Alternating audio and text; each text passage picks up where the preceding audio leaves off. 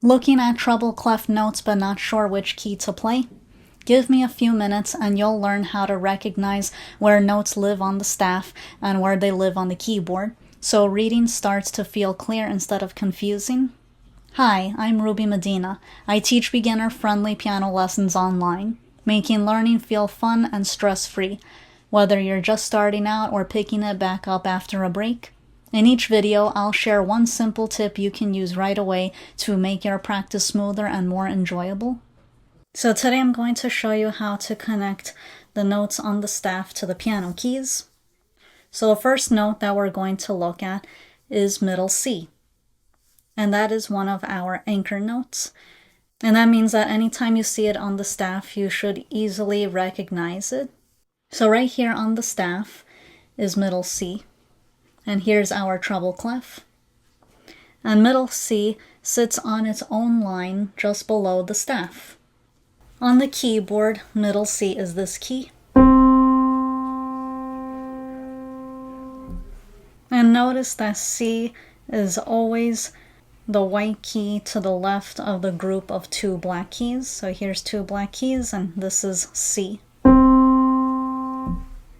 So if your piano has 88 keys, middle C would be the fourth C on the piano from the bottom. So if you start looking from the bottom of the piano, notice that down here there's a group of two black keys. And so the white key to the left of that is C. So this is the first C at the bottom. Then over here is a second C.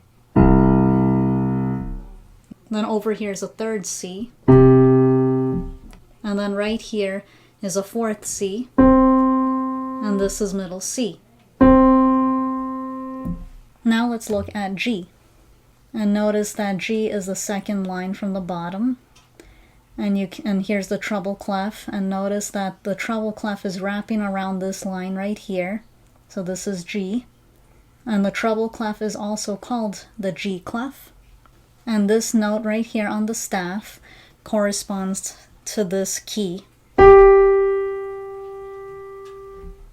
And now let's take a look at that note in relation to middle C.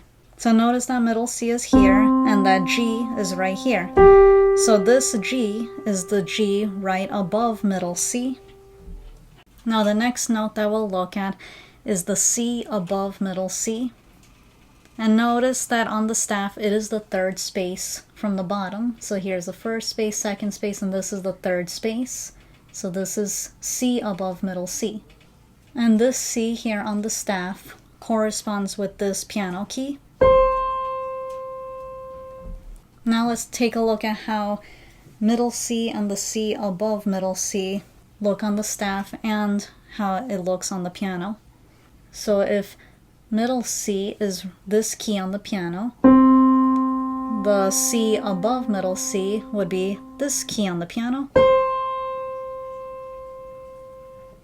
And this relationship between these two notes is an octave. Notice that when you move up the staff by one step, your hand moves right on the keyboard. So let's look at this example. This starts with middle C. Then on the staff, it moves up to D. So notice that your hand also moves up. Then the next note here is E. Then this note here is F. And this note here is G. And take notice that also when you move down the staff by one step, your hand moves down the keyboard. So right here is the C above middle C. Then this is B. This is A. And this is G.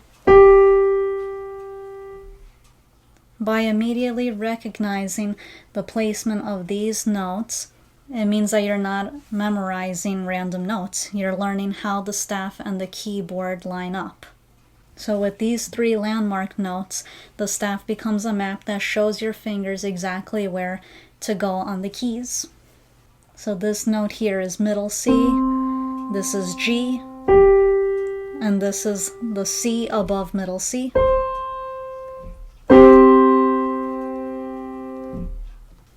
And if you want a visual guide to help you lock in these anchor notes faster, just drop the word guide in the comments and I'll send it straight to you. No email needed. Thank you for tuning in. Catch me in the next video.